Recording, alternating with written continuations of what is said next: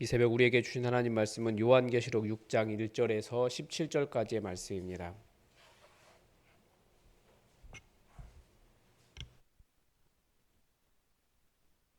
요한계시록 6장 1절에서 17절까지 우리 하나님의 말씀을 다 함께 받들어 읽겠습니다. 내가 봄에 어린 양이 일곱인 중에 하나를 떼시는데 그때 내가 들으니 내 생물 중에 하나가 우레소리 같이 말하되 오라 우리 하기로 이에 내가 보니 흰 말이 있는데 그 탄자가 활을 가지고 면류관을 받고 나아가서 이기고 또 이기려고 하더라. 둘째 인을 떼실 때에 내가 들으니 둘째 생물이 말하되 오라 하니 이에 다른 붉은 말이 나오더라. 그 탄자가 허락을 받아 땅에서 화평을 제하여 버리며 서로 죽이게 하고 또 큰 칼을 받았더라.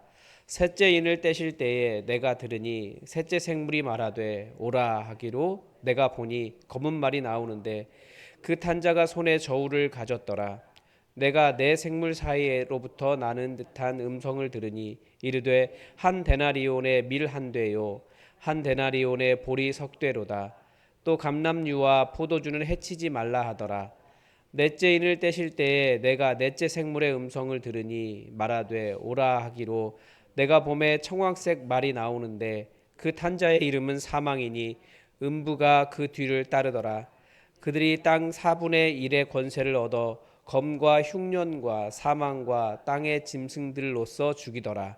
다섯째 인을 떼실 때에 내가 보니 하나님의 말씀과 그들이 가진 증거로 말미암아 죽임을 당한 영혼들이 제단 아래에 있어 큰 소리로 불러 이르되 거룩하고 참되신 대주제여 땅에 거하는 자들을 심판하여 우리 피를 갚아주지 아니하시기를 어느 때까지 하시려 하나이까 하니 각각 그들에게 흰 두루마리를 주며 이르시되 아직 잠시 동안 쉬되 그들의 동무 종들과 형제들도 자기처럼 죽임을 당하여 그 수가 차기까지 하라 하시더라.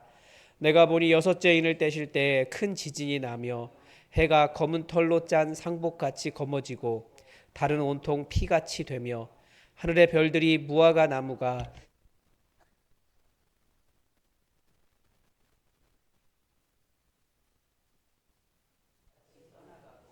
각 산과 섬이 제 자리에서 옮겨짐에 땅의 임금들과 왕족들과 장군들과 부자들과 강한 자들과 모든 종과 자유인이 굴과 산들의 바위 틈에 숨어 산들과 바위에게 말하되 우리 위에 떨어져 보좌에 앉으신 이의 얼굴에서와 그 어린 양의 진노에서 우리를 가리라. 그들의 진노에 큰 날이 이르렀으니 누가 능히 서리요 하더라. 아멘. 제가 아는 목사님 중에 한 분이 그 교회를 개척을 하셨는데 그 맨 처음에 개척할 자리를 이렇게 찾다 보니까 그 거기에 교회가 없더래요. 그 지역에. 그래서 거기에 교회를 세웠는데 교회를 세우고 나니까 교회가 그렇게 많이 보이더래요. 어, 그런데 그 늦은 나이에 교회를 개척을 하고 정말 어렵게 생활하시는데 그런데 자꾸 그 교회에 찾아오는 사람들이 있더랍니다. 누구냐면 신천지가 그렇게 찾아온답니다. 신천지가 그 기존 교회들은 다 자기들이 보기에 이단인 거예요. 기존 교회를 이렇게 변화시켜야겠다. 열심히 방문한대요. 그래서 그런 사람들 신천지와 계속 얘기를 하다가 그래 너희가 맞는지 내가 맞는지 함께 성경을 보자. 그래 성경을 같이 보기 시작했는데 이제 요한계시록을 당연히 봤겠죠. 신천지는 계속 요한계시록을 보니까. 그러니까 신천지는 요한계시록에 있는 두려운 말들 이것을 이 세상과 연결하면서 계속해서 사람들의 마음에 공포를 집어넣습니다. 이 대표적인 부분이 이제 6장에서부터 그 16장까지인가요? 이렇게 쭉 이어지는 그 내용들이 그 내용을 정확하게 모르고 읽으면 두려움으로 읽힐 수 있는 내용들이에요. 그래서 그 목사님이 그 신천지 분들과 계속 이야기하는 게 뭐냐면 문맥을 봐라. 떼어서 읽지 말고. 요한계시록 읽을 때는 절대 문맥을 빼놓으면 안 된다. 신천지의 주장들을 이렇게 잠깐 들어보다가 성경 같이 보면 앞뒤에 한두 절만 더 넘어가도 그 문맥만 봐도 내용이 완전히 다른 내용이라는 것을 알 수 있는데 그 사람들은 거기까지 보지 않는 거예요. 예를 들면 16만 6천 명. 그 안에 들어가야 된다라고 이야기하잖아요. 그게 자기들이라고. 근데 16만 6천 명이 꼭 이스라엘 지파만 이야기하는 것이 아니라 그 밑에 보면 바로 밑에 보면 그 이외에도 허다한 사람들이 있다라고 가르쳐 주거든요. 그런데 문맥을 읽어낼 줄 모르니까 그런 이단에 빠지는 것입니다. 그런데 정말 희한한 것은 이제 그렇게 공부하다가 그 신천지 분들이 이제 그 교회에 나오기 시작하신 거예요. 이제 신천지를 떠나서. 신천지 그러면서 하시는 말씀이 신천지 사람들이 막 그 우리가 생각하는 것처럼 옛날에 우리가 저기 북한을 생각하는 것처럼 북한 공산당 생각하는 것처럼 뭐 뿔나고 뭐 이상하고 괴팍하고 이런 사람들이 아니라 정말 진리를 갈급하는 정말 성경을 제대로 알기를 원하는 사람들이었는데 바르게 인도받지 못한 거죠. 근데 왜 그러느냐? 그게 사실 한국 교회가 하나님의 말씀을 문맥으로 읽어낼 줄 모르기 때문에 그렇습니다. 그래서 우리가 요한계시록을 보면서 이 흐름을 쭉 기억하셔야 되고 한 절 한 절의 그 어떤 두려움을 바라보기보다 왜 그 말씀을 하시는지를 우리가 보아야 됩니다. 우리가 다시 요한계시록의 흐름을 쭉 보면 첫 번째 예수님이 딱 등장하세요. 어디에 등장하셨냐면 고통당하는 교회, 고통당하는 성도의 삶에 예수님이 등장하신 것입니다. 이기신 분, 교회의 7별을 주관하시고 촛대 사이에 그러니까 교회에 계시는 분으로 등장하는 거예요. 비록 교회의 지금 상황은 연약하고 핍박받고 세상에서 아무런 힘이 없는 것처럼 보이지만 거기에 바로 승리하신 예수님께서 계시더라는 거죠. 그런데 그분이 교회에게 말씀을 하시는 것입니다. 그게 지난주까지 본 7교회, 아시아 7교회인데 꼭 아시아, 소아시아 지역의 7교회만 이야기한 것이 아니라 그 성령이 교회들에게 하시는 말씀을 들을지어다. 그리고 7교회 등이라고 써 있잖아요.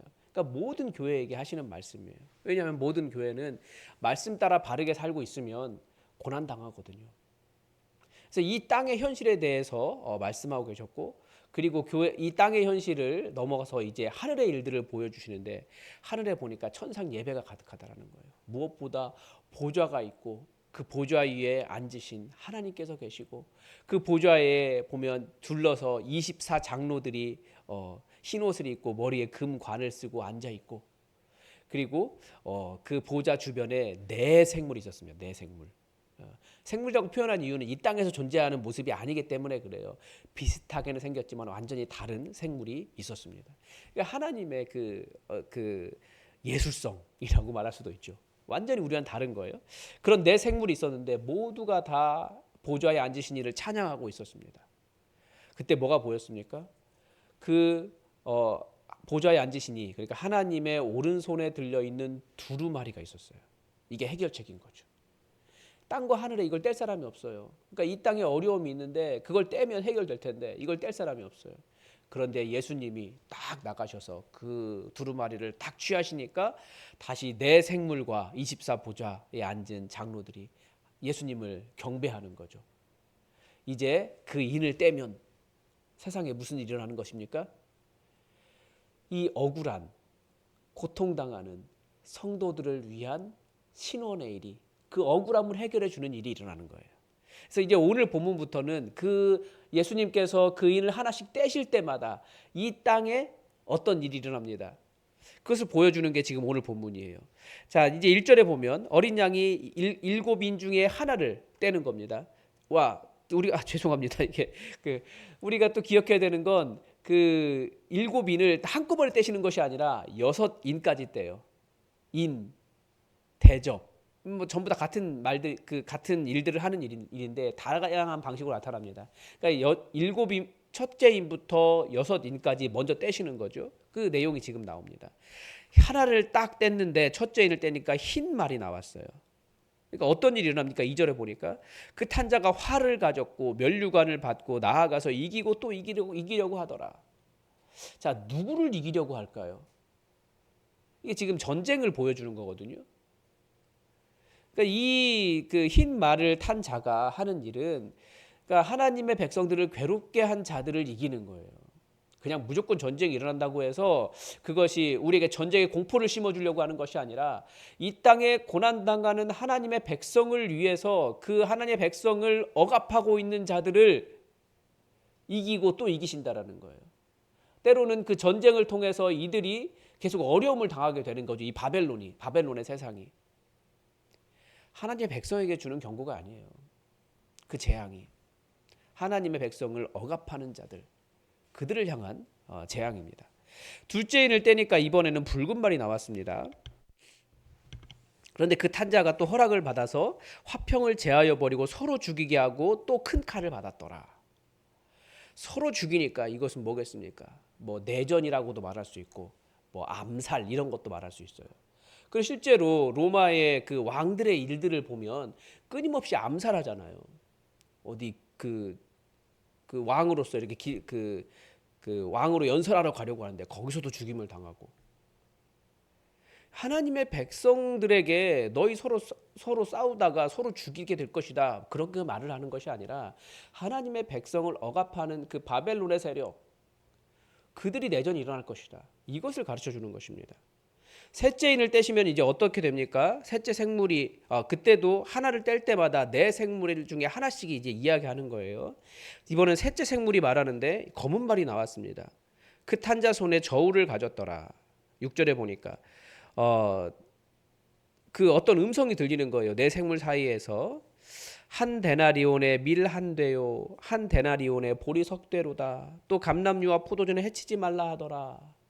그러니까 내 생물 사이에서 어떤 나는 듯한 음성이 들렸으니까 이게 하나님의 명령인 거죠. 그런데 이 내용을 보면 한 데나리온에 밀 한 대요. 그러니까 한 데나리온이면 하루 품삯인데 그거 가지고 하루 품삯도 훨씬 더 많은 그 건데 그거 가지고 겨우 밀 한 대 살 수 있는 거예요. 한 데나리온의 보리석 대로다. 무슨 얘기겠습니까? 그러니까 그 땅에 기근이 일어난 겁니다. 때로는 전쟁 때문에 패하고 내전 상황 때문에 상황이 안 좋으니까 물가가 엄청나게 뛴 거예요. 그러니까 이게 이런 그 어려움이 왜 오는 것입니까? 하나님의 백성을 억울하게 한 자들에 대한 심판으로서 이루어지는 것이지 하나님의 백성을 괴롭게 하려고 혹은 이 땅에 하나님께서 화가 나가지고 이 땅에 재앙을 내리신다, 이런 의미가 아니라는 거예요. 넷째 인을 떼니까 넷째 생물이 말합니다. 그러니까 청황색 말이 나오는데 그 탄자 이름이 사망이에요. 음부가 그 뒤를 따르더라. 그들이 땅 4분의 1의 권세를 얻어 검과 흉년과 사망과 땅의 짐승들을 죽이더라.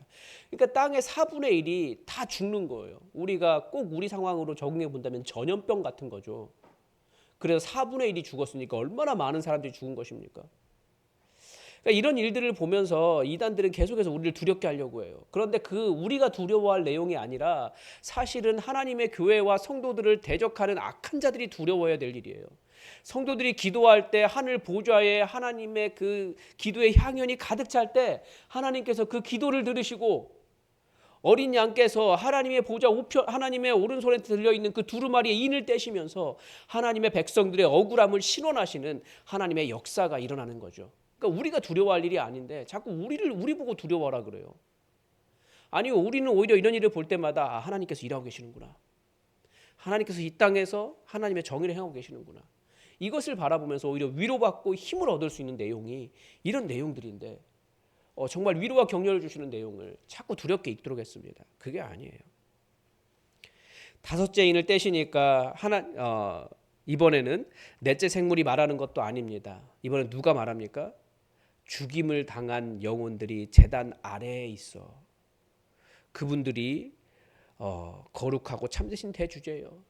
언제 심판하시고 언제 우리의 억울함을 신원하여 주시겠습니까? 신원이 뭡니까? 유배당한 사람의 억울함을 해소해서 돌아오게 하는 거잖아요.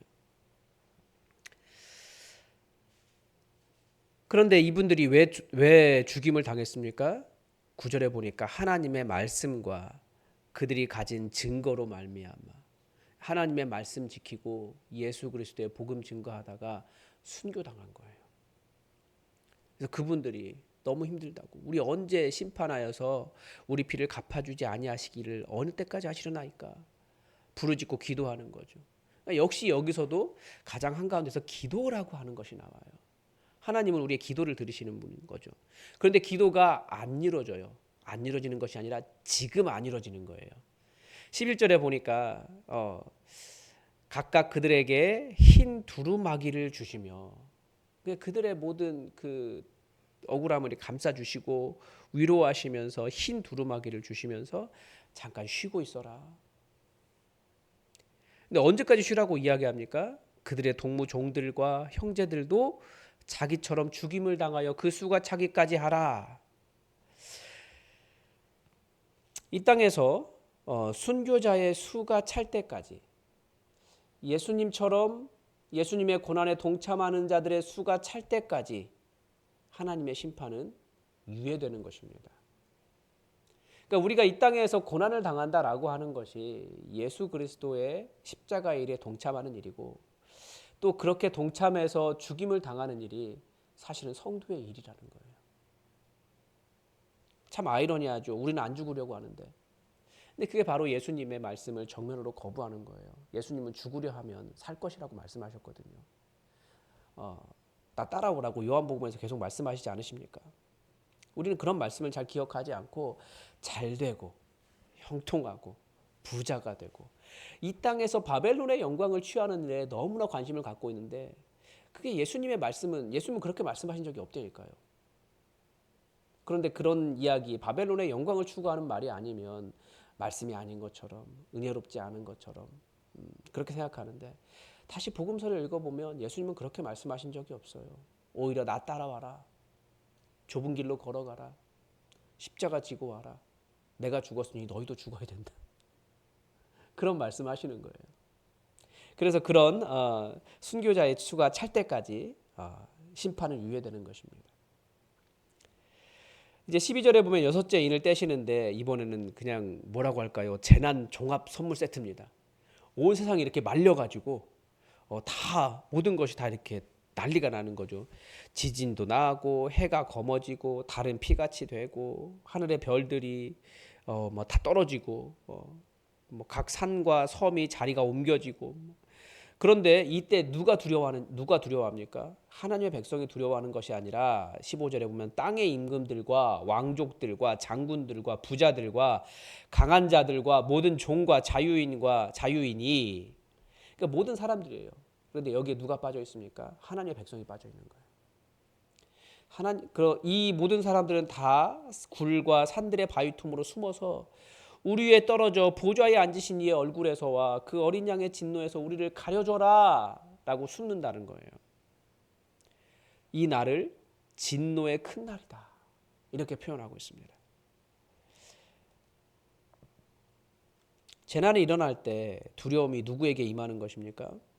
하나님의 백성이 두려워할 일이 아니라 하나님의 백성들을 억울하게 하고 억압했던 모든 원수들이 두려워하는 날이 되는 거예요. 그러니까 이 요한계시록의 두려운 재앙의 일들을 볼 때마다 두려움으로 읽지 말고 오히려 하나님께서 일하고 계시는구나. 우리는 이렇게 읽으셔야 된다는 거죠. 로마가 전쟁에서 패하고 내전이 일어나서 서로 암살하고 기근과 흉년이 일어나고 전염병이 일어나고 그런 일들을 볼 때마다 우리를 두렵게 하려고 하는 것이 아니라 우리가 순교하고 있는 끊임없이 말씀 때문에 고난당하고 있는 그 상황 속에 그들의 기도를 들으시고 우리 하나님께서 일하고 계시는 하늘의 일로 읽어낼 수 있어야 된다는 거예요. 예수님은 우리에게 계속 예수님을 따라오라고 말씀하십니다. 예수님을 따르는 것은 실제로 죽는 것입니다. 무엇 때문에 죽습니까? 말씀과 복음을 증거하다가 죽는 것입니다. 그래서 우리가 이 세상에서 바벨론의 영광을 추구하느라 그렇게 죽는 사람들이 아니라 하나님의 말씀, 복음 증거하는 일, 이 일을 위해서 우리의 영혼을 내어놓고 예수님처럼 살아가기를 바랍니다. 그럴 때 이 세상에 그 어떠한 일이 있어도 우리는 절대 두려워할 일이 없습니다. 우리 하나님께서 우리의 기도를 들으시고 일하시기 때문에 그렇습니다. 오늘도 하나님의 뜻이 우리에게 이루어지기를 주기도문으로 기도하겠습니다. 하늘에 계신 우리 아버지, 아버지의 이름을 거룩하게 하시며 아버지의 나라가 오게 하시며 아버지의 뜻이 하늘에서와 같이 땅에서도 이루어지게 하소서. 오늘 우리에게 일용할 양식을 주시고 우리가 우리에게 잘못한 사람을 용서하여 준 것 같이 우리 죄를 용서하여 주시고 우리를 시험에 빠지지 않게 하시고 악에서 구하소서. 나라와 권능과 영광이 영원히 아버지의 것입니다. 아멘.